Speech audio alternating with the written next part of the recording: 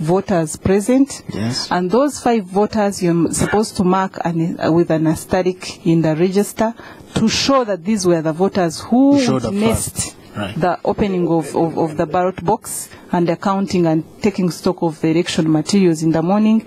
That didn't happen. So you get compromised officials here and there doing shoddy work, and of course it impacts on the image of the commission. But these are people we employ and get from the local society. So if they are so corrupt, then Uganda is corrupt. Right. So in some instances, yes, we've had such officials, and they have happened in Kampala. It's so unfortunate that it is in Kampala, the capital city of Uganda, and but we will take corrective measures and ensure that they are punished for that. And they won't be the same people to handle the next. They won't be the same people. Those are blacklisted already, and they will never work with the commission again. Any legal action? The legal action is that is, of course, when you're handling elections, there are regulations governing us. First of all, as election officers, we have our code of conduct.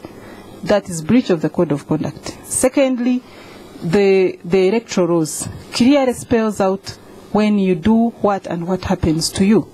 They will be prosecuted because that is criminal in electoral laws. And the process itself?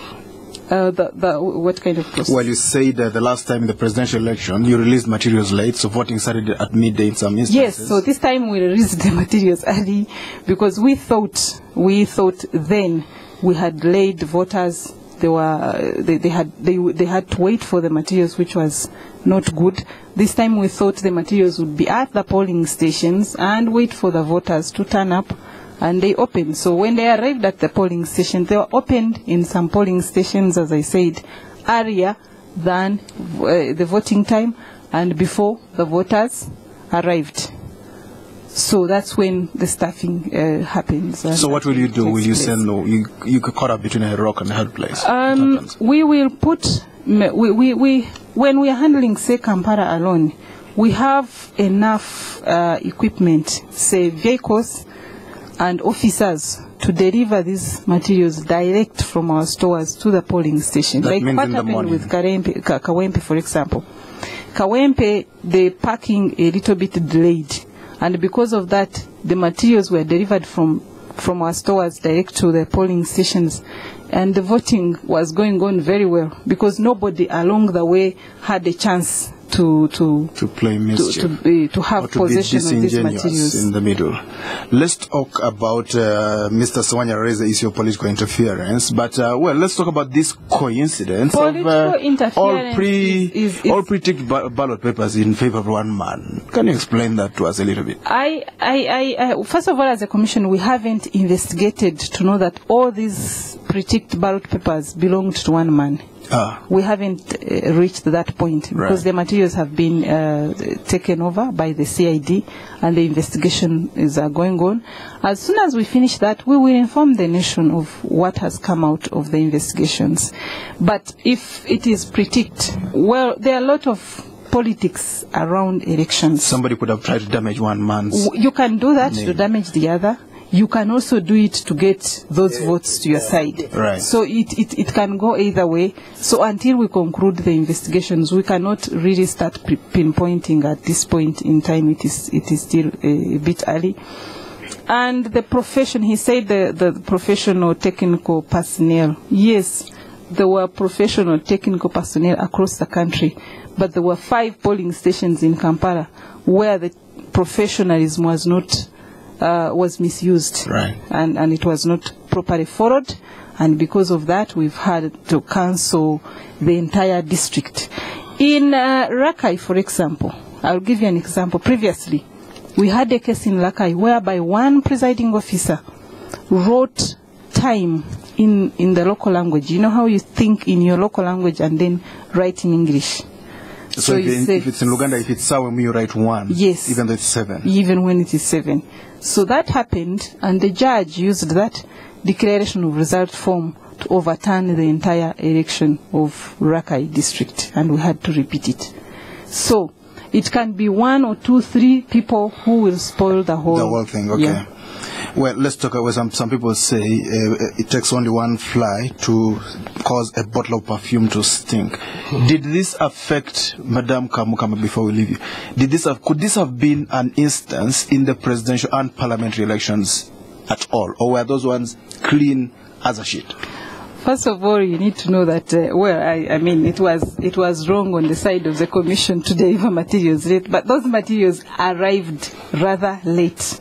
And Mr. Sewanyana here will tell you, at his office in Zambia, one of the offices, the materials arrived late as 8:30, I think, and that was very late. So no, voters were already at the station. So when the voters are there, it is impossible for you to ballot stuff. My question is, because you will open the box when they are saying you have to empty those boxes before you seal them for voting to start.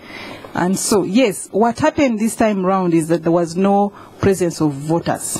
So for the presidential and parliamentary, on the record, there was no ballot stuffing? There wasn't any ballot stuff. And if it had happened, by the way, Ugandans are very, very vigilant. They would have seen it like they they would saw have it today. Seen it. Mr. Sewanyana, everything is above board, nothing to complain about. Of course, there Molly is definitely not to blame. Neither is the Electoral Commission to blame. But first of all, let me take on Honorable Sevalu. Yes, go on. On the whole question of deployment. Go on. With due respect to Honorable Sevalu on the question of deployment, I think Ugandans are not disputing the fact that there is need to guarantee security. I think that is highly appreciated. It is the degree of deployment that is in question here. Was it proportionate? Because, you know, there is a principle that in elections, suddenly you can only deploy the military when there is a very clear and present danger, an apparent danger. And here we do not see that clear, present and apparent danger. On the other hand, we know that in today's events, there is an involvement of security in some of the fracas that has been witnessed, which actually, goes to prove what had actually been people's fears. We cannot compare so simplistically the voting pattern in Tanzania with the voting pattern in Uganda. In fact, you need to consider so many factors. Take, for example, the civic education campaign, which has been conducted in this country, prior to this election, I think has been unprecedented. Right. The resolve of the Ugandan people to actually go out and vote. Don't forget that many people turned up in large numbers. So we cannot really make very simplistic comparisons between Zanzibar and Kampala on that matter. So I would want to say, despite the threats you talk about, by the way, the national interest principle which you are talking about is an important issue to discuss. Who determines this so-called national interest principle?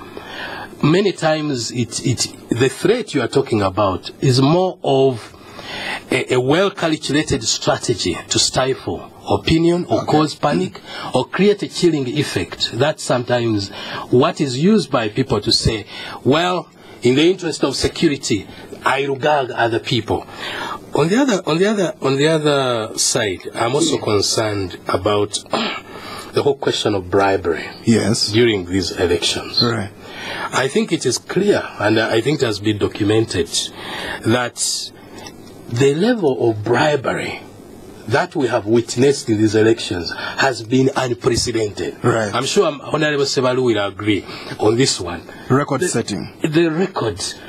How can we address this whole question of bribery? All right. What's the whole underlying motive of an election? Okay, we need to hear from our listeners. Mr. Sewanyana, very forceful on that side.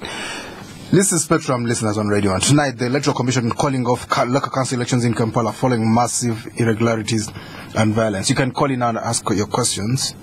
Our telephone number 0414-348-111, 0312-260-390, 0791-909-909. When you call in, Please tell us your name and where you're calling from. And please be straight to the point. Yeah, I would like to thank the gentleman in the studio. Your name, my friend? But one thing I want to Your name, sir? raise is, for example, how can one... Can you tell us your name, sir? That what has happened in Kampala exactly happened during the presidential elections, only that it may not have been found out.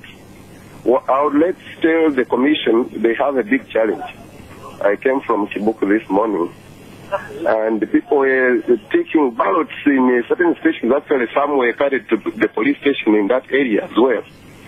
So it looks there are people who are untouchables, who do certain things, and the commission can just see as touches. Then the other thing is, I usually listen to Honorable Sevalu in his discussions on Spectrum, and I rarely find him condemning certain things. How can we be sure that honestly the commission does not participate in this? Where do people get the extra ballots that they use in staffing, and then the extra ballot boxes? I'm sure Ugandans honestly deserve a better organized election. Thank you. Our next caller, Spectrum. Hello. Hello, please tell us your name.